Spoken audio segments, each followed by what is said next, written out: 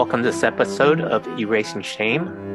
I'm your co-host, DJ Chuang, and today, in this coming month, we'll be joined with my old friend, new friend, Jen Xuan Chen. She's based in Seattle. I'm still here in Orange County, California, and we got reconnected about a month ago over breakfast. We have so much to talk about, and we're stepping in by faith to have a month-long conversation about spiritual direction. Jen, so good connecting with you again. Thanks for having me, DJ. Yeah, we got first connected 25 plus years ago when That's you were in right. seminary with my fiance, who is now my wife, at Talbot Seminary, and you've worked in the international Christian leadership development space for a number of years. You're a coach, you're a spiritual director. And what I want to share with our listening audience here on the Erasing Shame podcast is how there's many dimensions and modalities on taking care of our mental health. And I happened to be at a church this weekend where they were talking about spiritual formation, and they made a small comment that really jumped out at me, that our physical and our spiritual are intricately connected. And we often don't Absolutely. hear that in the churches that some of us grow up with or exposed to. And hmm so I think this will be a really valuable conversation as we have this extended series of conversation, next 4 or 5 episodes of Erasing Shame, about that connection and that interplay of our overall health, mental and emotional, as well as spiritual. So thank you, Jen, for taking this step of faith and journeying with me on this. Yes. So happy to be here. And so I thought that we could kind of play with the title, Having a Dynamic Spiritual Life Instead of a Dull One. I like it. For whatever reason, spiritual life seemed not as engaging as it potentially could be, and I think it should be when we talk about the spirit, and the Greek word is dynamis, and it should be hmm dynamic, and yet it has been packaged in such a way in some of our churches where it's a classroom, a book to be studied, and Bible verses to be memorized. And I think there's so many other ways to look at it. But let's hmm start with what you've done in your own spiritual development, and specifically your role as a spiritual director. So, how did you get to that point of being a spiritual director? Let's just start with what it is. Well, yeah, thanks for the opportunity, Jay. I like to just describe myself as kind of like a spiritual midwife. Hmm.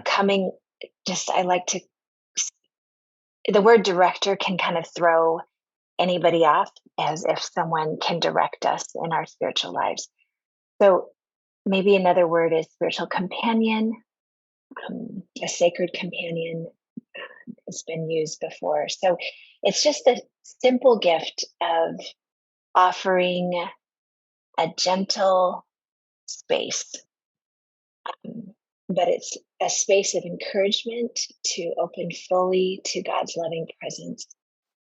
It's a space to discern together God's voice and activity in every area of our lives. So our physical, emotional, mental, spiritual. Yes, we are holistic beings. Um, the focus of a spiritual time in spiritual direction is really um, to spend time with someone who has particular training and even maybe a giftedness to walk with you in your life with God. It can be a time of silence, sacred space of listening. To be heard is such a powerful thing. I think all of us need to be heard, but it's to be heard in a different way. We're not trying to solve your problems. Let's say something that therapy might provide, a space of processing family story and history, but spiritual direction, you just bring whatever you have. So if it's like an empty plate, you bring your empty plate. If you've got bag full of questions, you bring your questions, and we together just come into space with God, trusting that the Spirit will move and show up, and He always does. So it can be done just individually, just with one on one, or it can be done in a group, which I also love, and can talk about this later. But I think um, the Asian collective me loves group direction because I love hearing how God is moving in other people's lives, and that encourages me to lean in and listen as well. So that's kind of just a definition, a long-winded definition of spiritual direction. I think maybe to answer the question of how did I get here? Um, Years ago, I think I started reading Richard Foster's books when I was in seminary at Talbot. And there's something so intriguing about the words he used, but I had absolutely no idea what he was talking about. Like silence and solitude and being quiet. Like that was just definitely not part of my regular rhythms with God. And I think, we lived overseas for about 24 years in Asia, serving in some pretty difficult places. And I think in my most lonely spaces, I think it was the presence of a sacred companion, a friend, and my own spiritual director that helped me lean in and um, process my relationship with the Lord in the various seasons that I've encountered. So it's been a journey. Sounds like it. And it's wonderful to have a companion. I'm not sure the term midwife registers as well for men, Hey, well, you know. but I'm sure it resonates very well for women, especially moms that have had that experience and going through the challenges of birthing. And very much being a spiritual companion is coming alongside and cultivating more birth and more Hmm. growth in someone's Yes, spiritual journey. yes, And if we look at spiritual growth not as knowing more Bible, but that's right. actually being shaped and formed and growing to be more like Christ, that's a whole lifelong journey. And so Absolutely. that's not often the way our churches have given us that example. So I think having new language helps us to open up our imagination and hopefully our heart. Yes. Perhaps, and I'm not sure what the technical language people use, maybe a spiritual coach or spiritual mentor, spiritual formation person.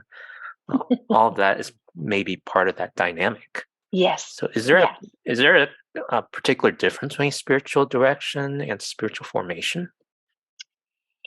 Spiritual formation might be the larger umbrella, which the Mm, focus within, like if churches say we have a spiritual formation wing, or seminaries say we focus on spiritual formation, it seems to be the word these days. But I think if we just distilled it, it really is a focus on deepening one's relationship with God. Spiritual direction happens within the formation process, and it requires another person.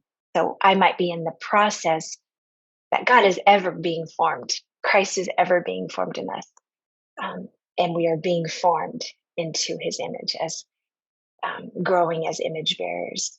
I think our souls are being formed. So the forming is happening.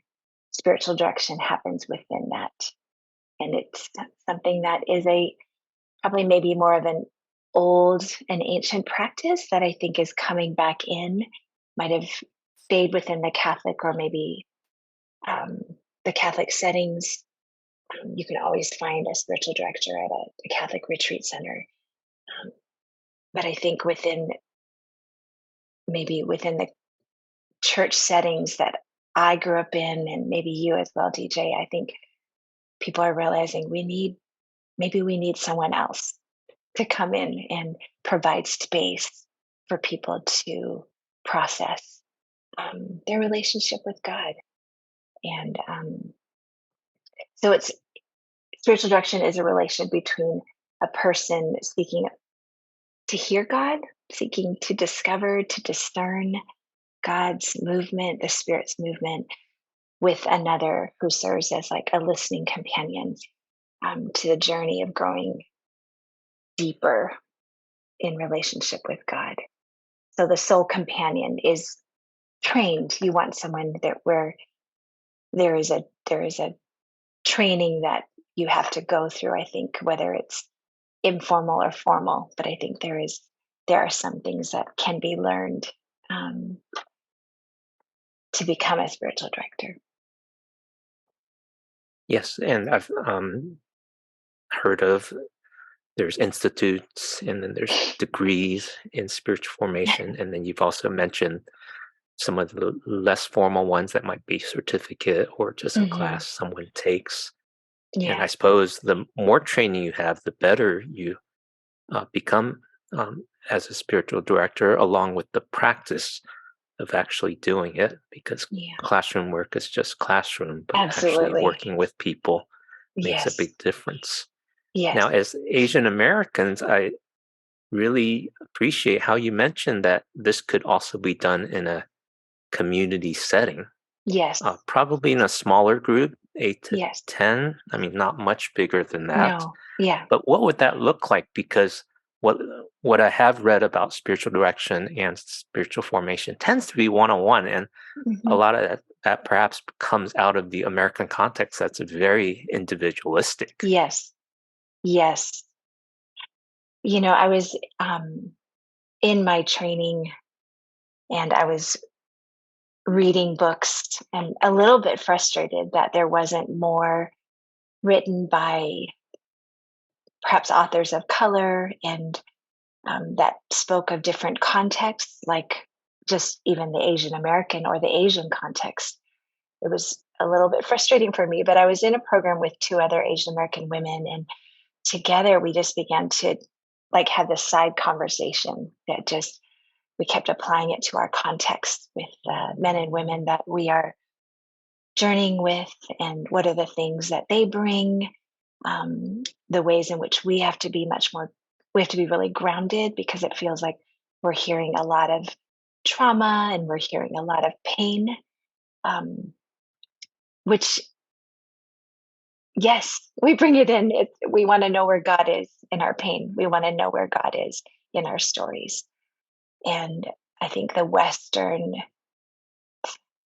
way of explaining and needing things to be clear and here is our theology and here's what we think, and it's a kind of a boxy faith, which I think perhaps when you're young, I came to know Jesus as a little girl.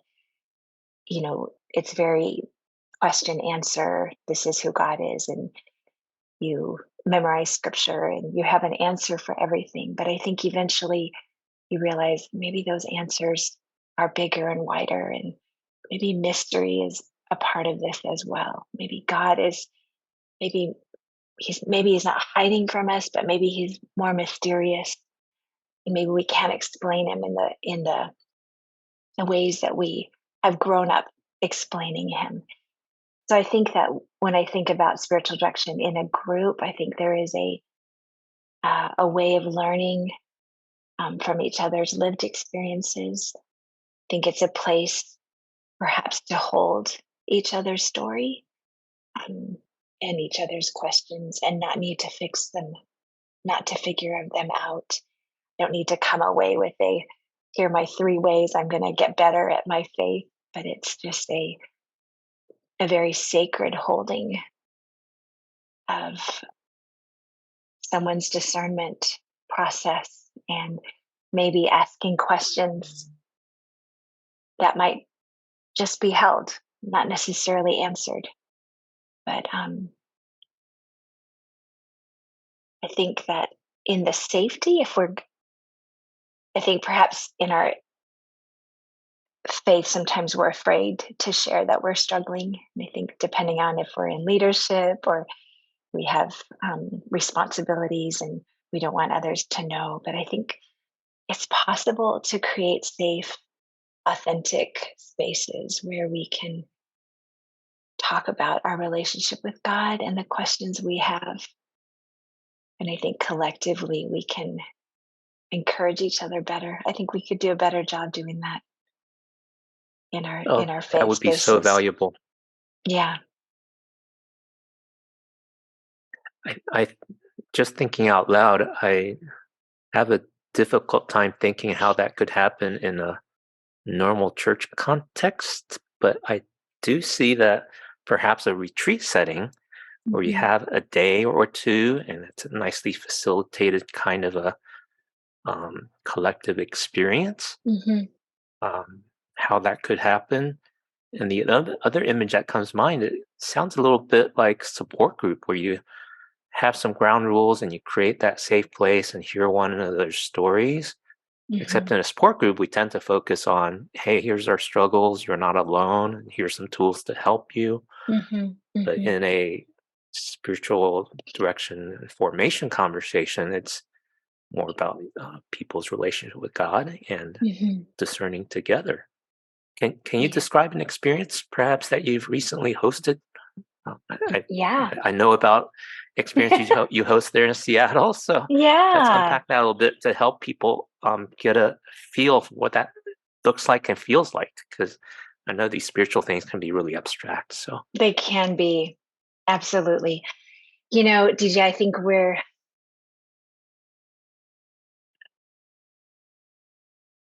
so disconnected. We're so disconnected from ourselves. I know that might sound weird to some, but I think we don't even know where we are. We're so busy trying to do life. Life's hard. Everyone is carrying something heavy. Everyone has some kind of pain in their life. And relationships, I think, I'm always thinking of someone. Like either things are good or things are bad, but I'm just always thinking about my life in terms of someone else. Like, so knowing where I am and knowing what's going on in my heart is not naturally where I'll go. I was recently at Urbana. I was speaking, did a seminar at Urbana at the end of December, and met some other Asian American women in leadership in different organizations. And we connected over a morning coffee one day. And there was just this like, let's get together, let's do something together in Seattle. So we have a place up here that we can host pretty easily, and invited 7 women to come out. Just felt like the Holy Spirit just opened up the space. These are busy women with heavy travel schedules, but it was just like, this is so needed. I'm coming. We're going to just have a retreat weekend together and just cultivate friendship. We didn't know each other, so that was also really interesting, that there was just this uh, collective sense of, yes, we need to be together. So we just spent time in silence. We spent time with Jesus. We spent time then together in a small group, um, listening to where each other is. And I think that the freedom to just let someone be where they are, that's a hard thing.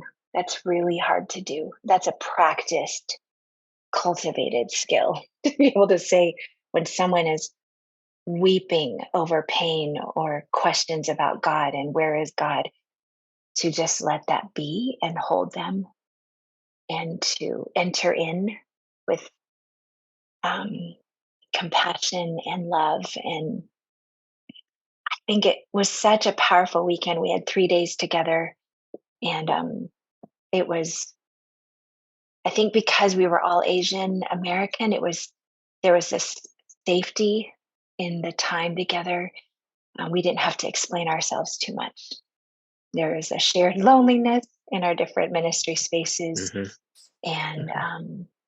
yeah. And I'm actually leading another retreat this weekend, for a few therapists in the area, Asian American, that have asked for some space as well. So I think it's not it's not complicated, and yet it requires cultivated space. and a That's beautiful to groundedness. hear. Yeah.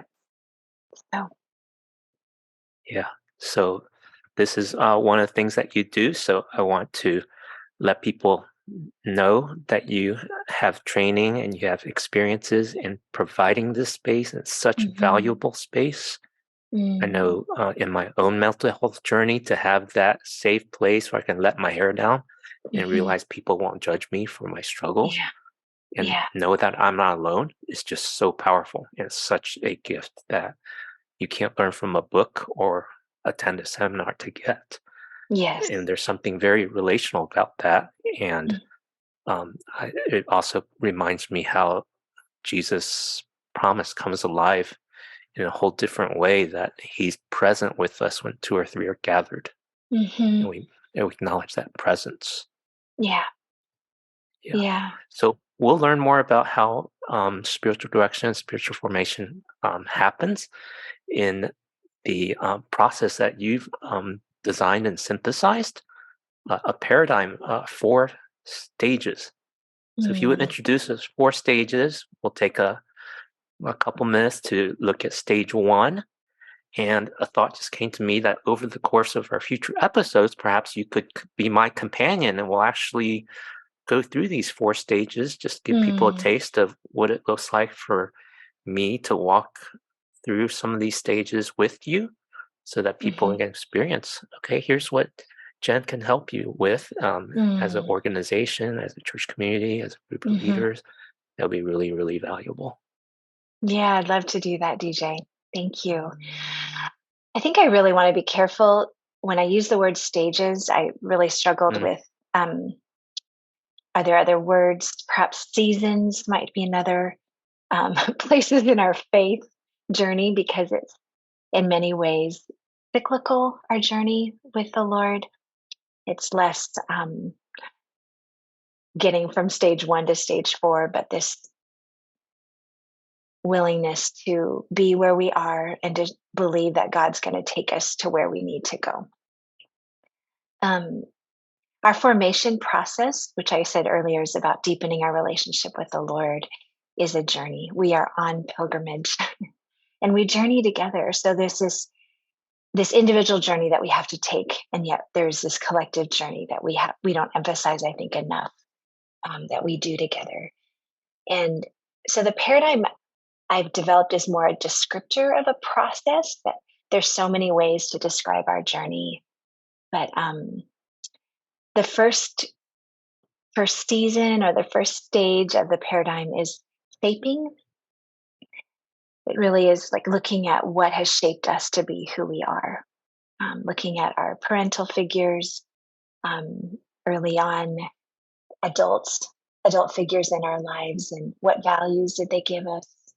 What things did we go through that were out of our control that we were just part of?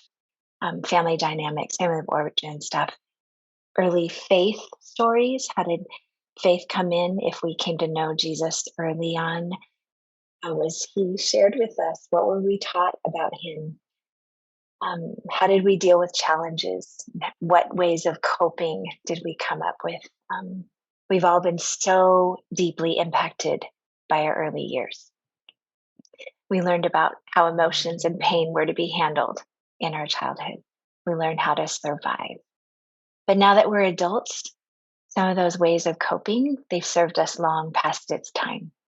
And I think we hear, phrases like unmasking or coming out of hiding. These are mm, all just more invitations to say, if we can find the spaces that are safe, and as believers where we can begin to own our identity as beloved by God, mm. that we are more loved than we could ever imagine, that we couldn't be more loved than we are right now.